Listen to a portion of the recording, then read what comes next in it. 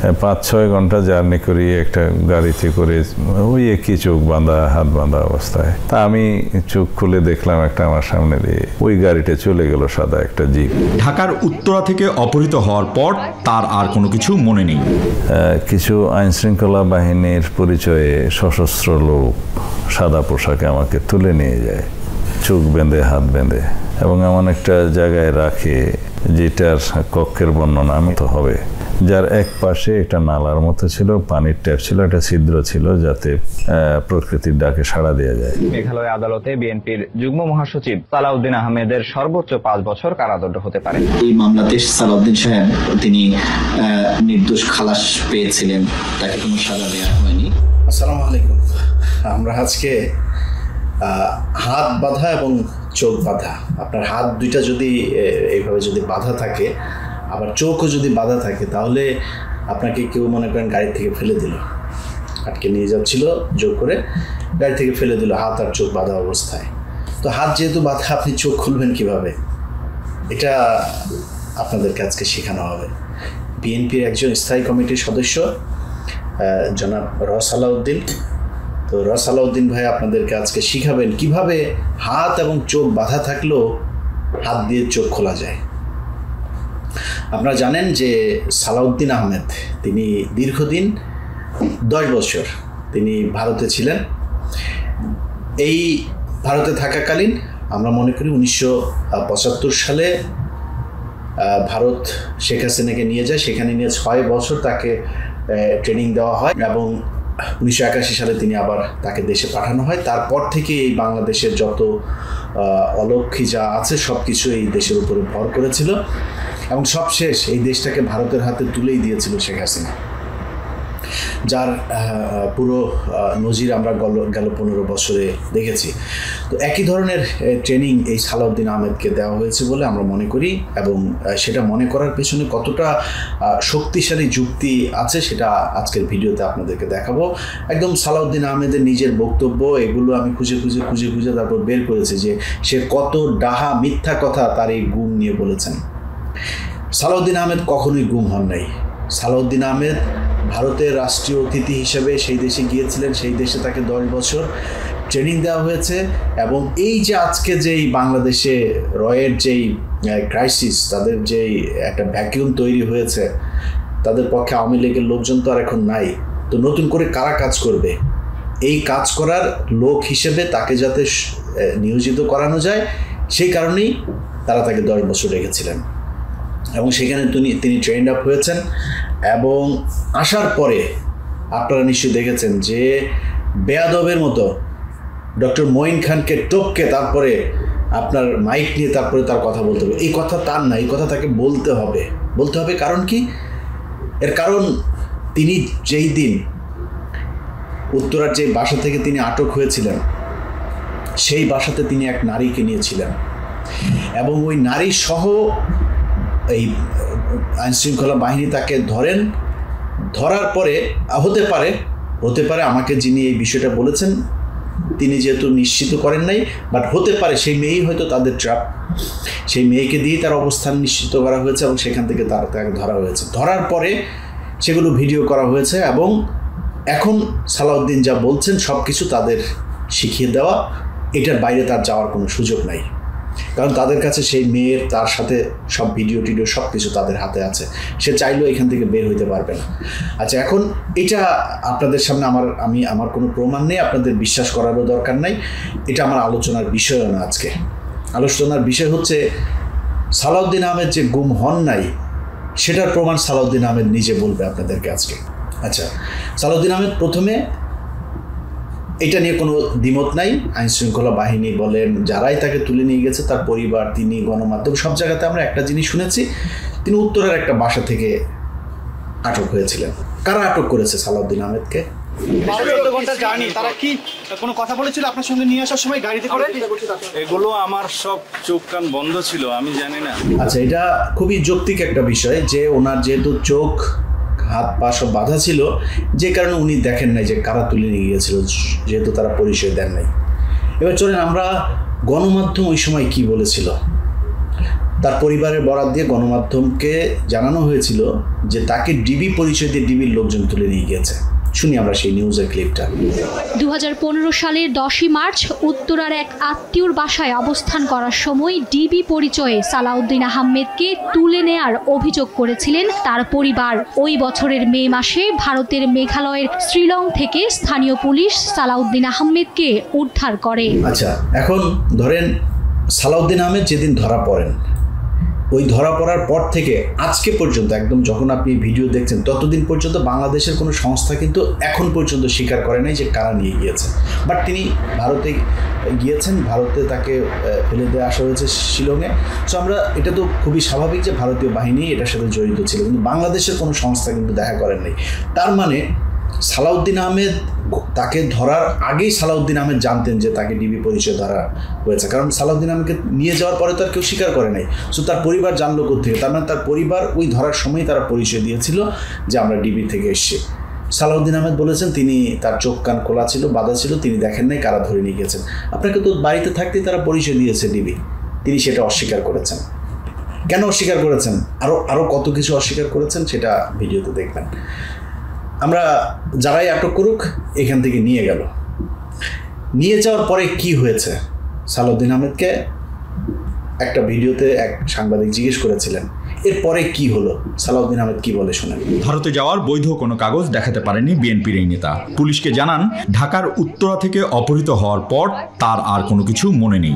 আচ্ছা, উত্তরা থেকে ওনারে ধরলো, এরপরে আর ওনার কিছু মনে নাই। আমরা এটা বিশ্বাস করি, উনি যেহেতু বলেছেন বিশ্বাস করি। এবার চলেন অন্য আরো গণমাধ্যমে উনি কি বলেছেন সেটা শুনি। কিছু আইনশৃঙ্খলা বাহিনীর পরিচয়ে সশস্ত্র লোক সাদা পোশাকে আমাকে তুলে নিয়ে যায়, চোখ বেঁধে হাত বেঁধে, এবং এমন একটা জায়গায় রাখে যেটার কক্ষের বর্ণনা আমি তো হবে, যার এক পাশে একটা নালার মতো ছিল, পানির ট্যাপ ছিল, একটা ছিদ্র ছিল যাতে প্রকৃতির ডাকে সাড়া দেওয়া যায়। রুফে একটা হাই পাওয়ার ভাল্ব, লোহার দরজা, নিচে খাদ্যদ্রব্য দেওয়ার জন্য একটা জায়গা, একটু ফাঁকা ছিল। আচ্ছা দেখেন, কিছুক্ষণ আগে সে বললো সে কিছুই জানে না, কিছুই মনে নেই, উত্তরা থেকে ধরার পরে আর কিছুই তার মনে নেই, বলতে পারবে না। আবার এদের কাছে বলছে যে তাকে কিভাবে কত ঘন্টা চালিয়ে গাড়ি চালিয়ে নিয়ে গেল সব তিনি জানেন। এই জায়গাতেও সমস্যা আছে। ধরেন আপনি যদি, যখন একদম ট্রাফিক নাই, তাকে মেঘালয় রাজ্যের রাজধানী শিলংয়ে পাওয়া গেল, তো বাংলাদেশ, তারা তো হেলিকপ্টারে নিয়ে যাওয়া হয়নি, গাড়িতে বাই রোডেই তাকে নিয়ে যাওয়া হয়েছে, নিজস্ব গাড়িতে, একদম যখন ট্রাফিক না থাকে ওই সময় যদি নিয়ে যাওয়া হয়। ঢাকা থেকে তার, যেহেতু পরিবার বলেছে ডিবি ধরেছেন, ঢাকায় ছিলেন, ঢাকা থেকে যদি আপনি সিলেট সীমান্ত পর্যন্ত যান, তাহলে আপনার কয় ঘন্টা, 3 ঘন্টা 4 ঘন্টায় আপনার যাওয়া সম্ভব?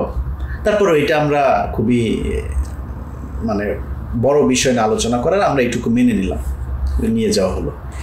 মূল খেলা হচ্ছে নিয়ে যাওয়ার পরে তাকে ভারতে তিনাকে নিয়ে যাওয়া হলো, তিনি সীমান্তের ওই পার থেকে গাড়ি একটা ওই পারে আবার রেডি, ওই পারের থেকে নিয়ে গেল, নিয়ে যাওয়ার পরে তাকে ফেললো।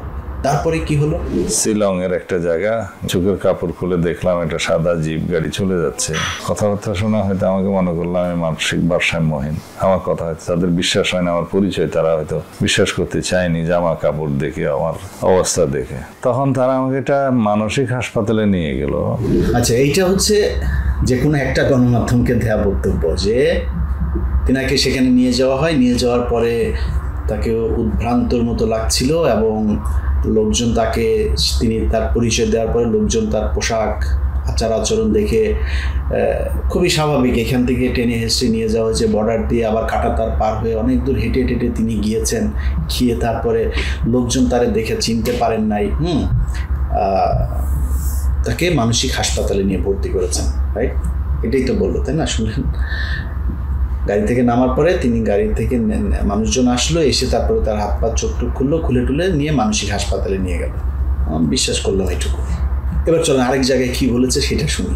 যখন ওখানে ফেললো তখন আমাকে ওরা বললো যে ইউ আর ফ্রি নাও। তা আমি চোখ খুলে দেখলাম একটা আমার সামনে দিয়ে ওই গাড়িটা চলে গেল, সাদা একটা জিপ। তো পুলিশ এসে আমাকে নিয়ে গেল, ওখানে ভ্রাম্যমাণ পুলিশ টিম ছিল। তারা প্রথমে আমার শারীরিক অবস্থা, জামা কাপড়ের অবস্থা দেখে, আমার কথাবার্তা শুনে তারা আমাকে একটা হসপিটালে নিয়ে গেল, সিভিল হসপিটাল নাম। একটু আগে কি শুনলেন? ওনাকে মানুষজন এসে উদ্ধার করলো, কথাবার্তা বিশ্বাস না করে মানুষজনই নিয়ে গেল মানসিক হাসপাতালে। এখন আবার কি হইল? এখন আবার পুলিশ আসলো, পুলিশ এসে পুলিশ স্টেশনে নিয়ে গেল, তারপরে নিয়ে গেল হসপিটাল। মানুষজনের কোনোই নেই। আচ্ছা, আরেকটু বক্তব্য শুনি, আরেকটু ইন্টারেস্টিং বক্তব্য আছে, সবচাইতে গুরুত্বপূর্ণ বক্তব্য যেটা। ওনাকে গাড়ি থেকে নিয়ে যাওয়ার পরে মানে নামানোর পরে কি হলো, একদম সাথে সাথে কি হলো শুনুন একটু। 5-6 ঘন্টা জার্নি করি একটা গাড়িতে করে, ওই একই চোখ বাঁধা, হাত বাঁধা অবস্থায়। তা আমি চোখ খুলে দেখলাম একটা আমার সামনে দিয়ে ওই গাড়িটা চলে গেল, সাদা একটা জিপ। আর আরেকবার এটা আমরা আরেকবার শুনি, এই কথাটুকু আরো একবার শুনি। 5-6 ঘন্টা জার্নি করি একটা গাড়িতে করে, ওই একই চোখ বাঁধা, হাত বাঁধা অবস্থায়। তা আমি চোখ খুলে দেখলাম একটা আমার সামনে দিয়ে ওই গাড়িটা চলে গেল, সাদা একটা জিপ। আচ্ছা, এই যে বক্তব্যটা দুইবার শোনার কারণ কি জানেন? ওনার হাত বাঁধা, চোখও বাঁধা।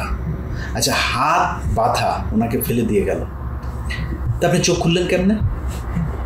আপনার হাত তো বাঁধা, হাত দিয়ে তো আপনার চোখ খুলতে হবে। আপনি হাত বাঁধা, আপনি চোখটা খুলে ফেললেন, এটা কি সম্ভব? এইভাবে পুরো এই যে গুমের ঘটনায় সব কিছু মিথ্যা বানোয়াট কল্প কাহিনী সাজিয়ে নিজে ভিকটিম রোল প্লে করেছেন। পুরো ঘটনাতে তিনি এই যে ভিকটিম সেজেছেন, তিনি আসলে কিছুই না। এটার আইনগতভাবেও যে আমি যা বলছি সেটা হচ্ছে সত্যতা আছে, এটা প্রমাণ করি। চলেন আমরা সালাউদ্দিন আহমেদকে ধরে নিয়ে যাওয়া হয়। আচ্ছা, আপনারা যারা ভারতে গিয়েছেন তারা তো জানবেনই, যারা এই ধরনের বিপদে পড়েছেন তারাও জানবেন। আপনি যখন এই মানে ফরেন অ্যাক্ট তাদের যেটা আছে, সেই অ্যাক্টে আপনি যখন করবেন, মানে আটক হবেন, আপনার হাত করা পড়াবে, সাথে সাথে প্রথম কাজই হবে হাত করায়।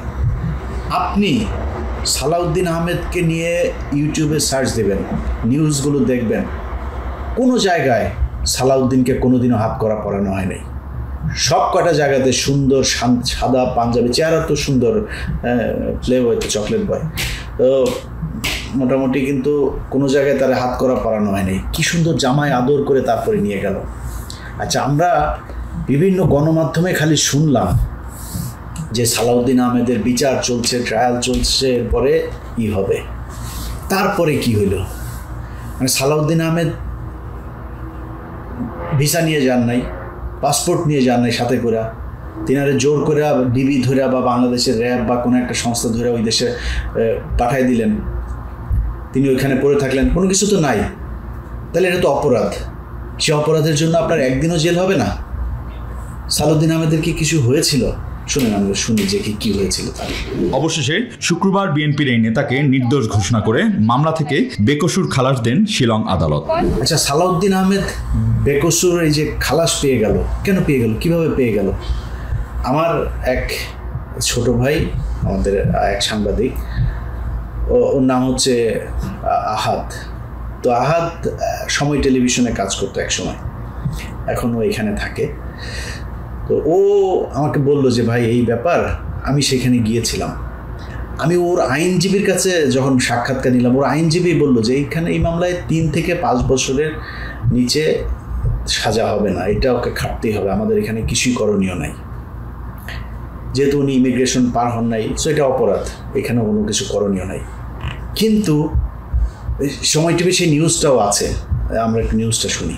ভারতে অনুপ্রবেশের অভিযোগে ফরেনার্স অ্যাক্ট 1946-এর 14 ধারা অনুযায়ী মেঘালয় আদালতে বিএনপির যুগ্ম মহাসচিব সালাউদ্দিন আহমেদের সর্বোচ্চ 5 বছর কারাদণ্ড হতে পারে। ভারতে অনুপ্রবেশের দায়ে ফরেনার্স অ্যাক্ট 1946-এর 14 ধারা অনুযায়ী সর্বোচ্চ 5 বছরের শাস্তির বিধান রয়েছে বলে জানান রাষ্ট্রপক্ষের কৌঁসুলি। আমি বিং পাবলিক প্রসিকিউটর, আমার আর্গুমেন্ট আমি চাইবো যে 5 বছর ম্যাক্সিমাম।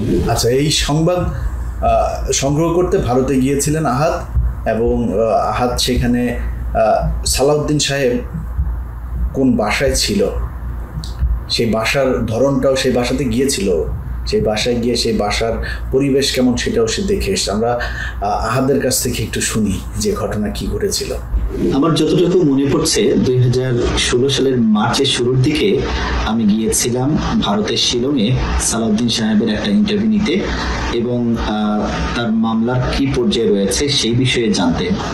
সেখানে গিয়ে টাইমস অফ ইন্ডিয়ায় একজন সাংবাদিক কাজ করেন আমার বন্ধু, তার সহায়তায় সালাউদ্দিন সাহেবের বাড়িতে গেলাম, যে বাড়িতে তিনি থাকেন। সেই বাড়িতে গিয়ে অসাধারণ একটি বাড়ি, যেটা বাংলো বাড়ি।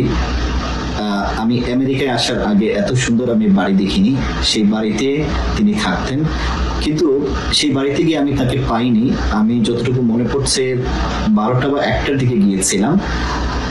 তারপরে তাকে না পেয়ে আমরা আদালতে গিয়ে তার মামলার সরকারি কৌশলী যিনি রয়েছেন তার ইন্টারভিউ নেই এবং সরকারি আইনজীবী তিনি আমাদেরকে বলেছিলেন, যেহেতু সালাউদ্দিন সাহেব ভারতে বিনা পাসপোর্টে তিনি অনুপ্রবেশ করেছেন, বিনা ভিসায় অনুপ্রবেশ করেছেন, সে কারণে অবৈধ অনুপ্রবেশের দায়ে তার সাজা হতে পারে সেই দেশে এবং ভারতের আইন অনুযায়ী তার 3 থেকে 5 বছরের সাজা হতে পারে। আহাদ যখন আইনজীবীর সাথে কথা বলে, সেই আইনজীবীও কিন্তু তাকে বলেছিল সাজা হবে। এটাতে সে খুবই সারপ্রাইজ হয়েছে যে এই মামলায় তারপর সাজা হলো না কেন, সেটা জানে না।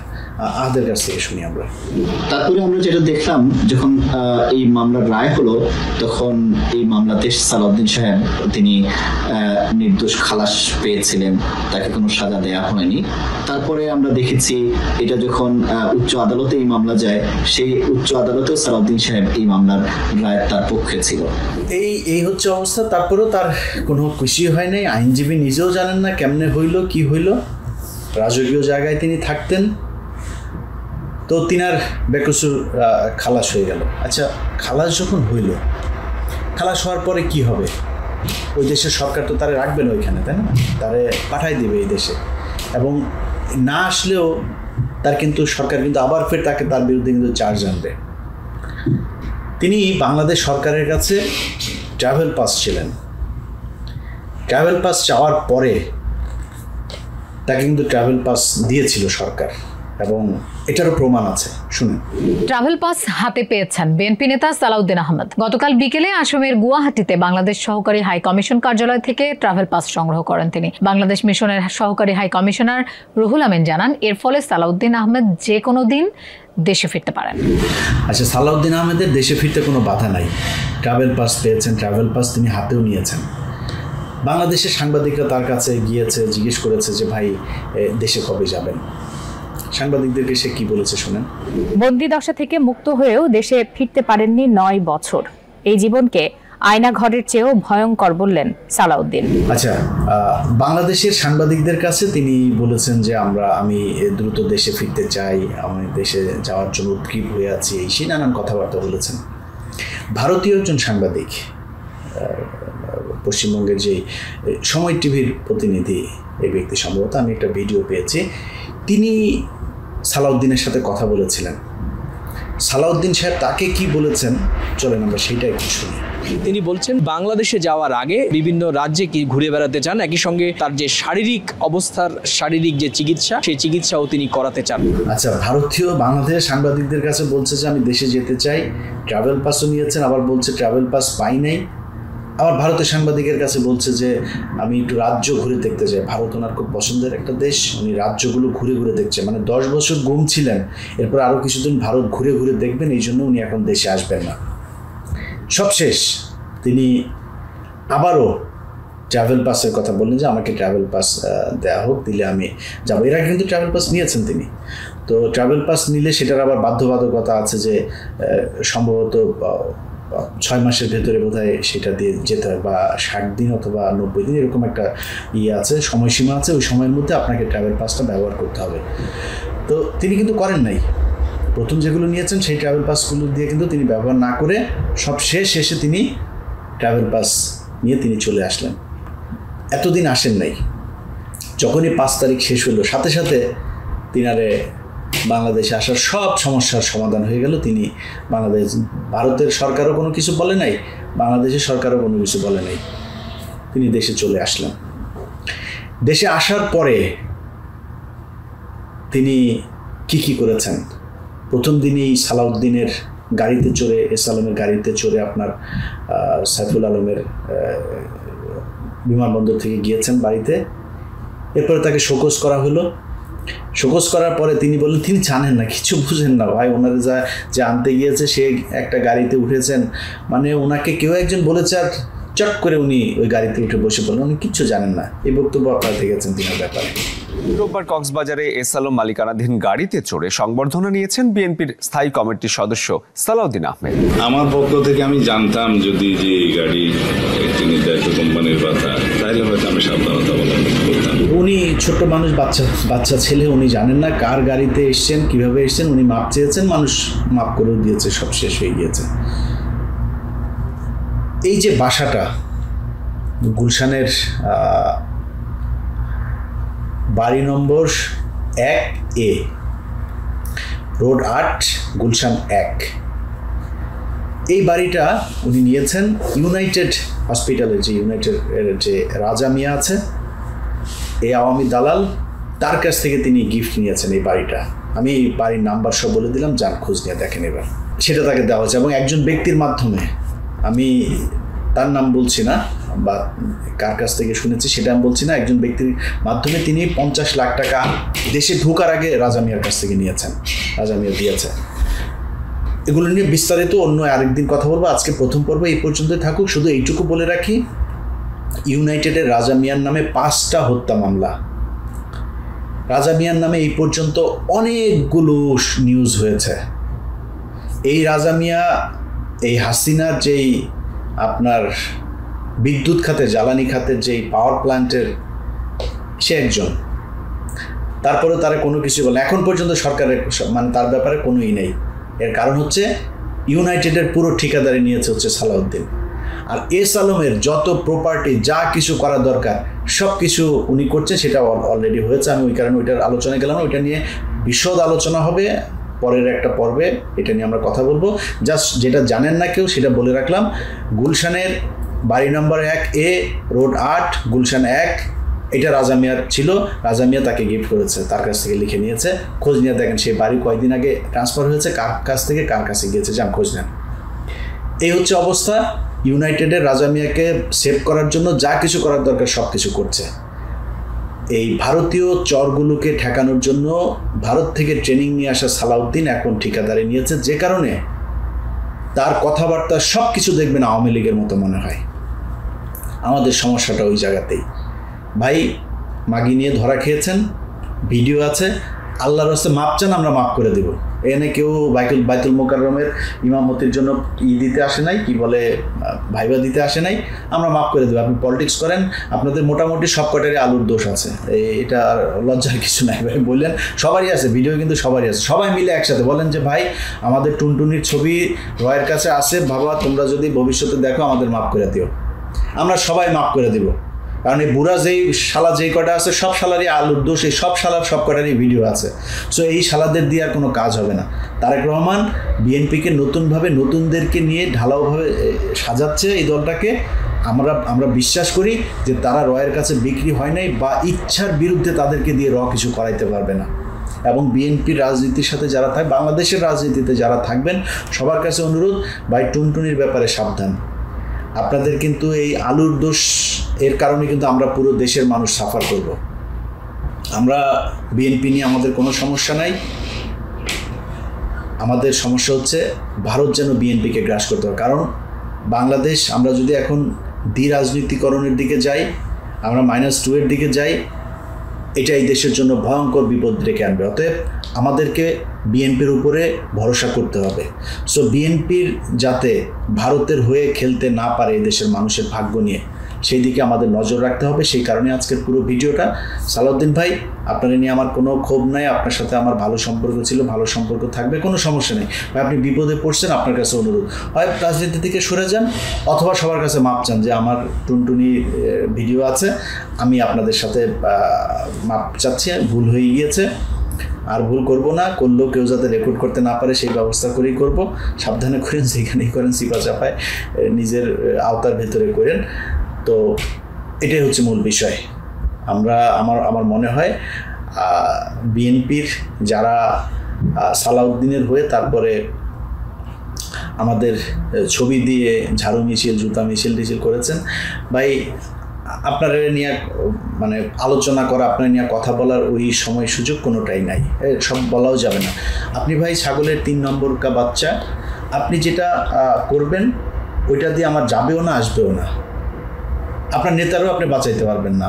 আপনি এগুলি করে চামচামি করে নিজের ওই আলু রুটি চাল টাল এই হাবিজাবি যেগুলো আসে, পিডিএফ কার্ডমার্ট, ভিজিএফ কার্ডমার্ট আছে না, এগুলোর একটু ভাগ টাগ পাবেন, চান্দাবাজি করার সুযোগ পাবেন, গার্মেন্টসের ঝুটমুট হাবিজাবি এগুলো নিতে পারবেন, এগুলি পাবেন। তো এগুলির জন্য আপনি আপনারটা করেন, কিন্তু আপনি যিনি বিএনপি করেন, আপনি যদি আমার শত্রু মনে করেন সেটা একান্ত আপনার ব্যাপার। আপনি আমার বন্ধু মনে করেন, এটার জন্য আপনার যায় হাতে পায়ে যায় ধরবো, আমার দরকার নেই। কিন্তু আমরা বিএনপির বিরুদ্ধে না। বিএনপিকে যারা ভুল পথে নিতে চায়, বিএনপিকে যারা ভারতের ক্রিয়ানক হিসেবে ভারতের হয়ে কাজে লাগাইতে চায়, আমরা তাদের বিরুদ্ধে, এবং তাদের বিরুদ্ধে কথা বলেই যাও। এটার জন্য বিএনপির সব যদি আমার বিরুদ্ধে যায়, আল্লাহর রাস্তা মাফ করে দেন, কিছু করার নেই। আমার এই জায়গায় আমি আমার বাপেরও ছাড়বো না ভাই। আমি জানি সালাউদ্দিন ভাইয়ের সাথে ভালো সম্পর্ক রাখলে আমার নিজের ব্যক্তিগত অনেক সুবিধা টুবিধা হইতো। I give a sheet. এই জায়গায় কোনো জায়গা থেকে কেউ আমার এক চুলও নড়াইতে পারবেন না। আল্লাহ হাফেজ।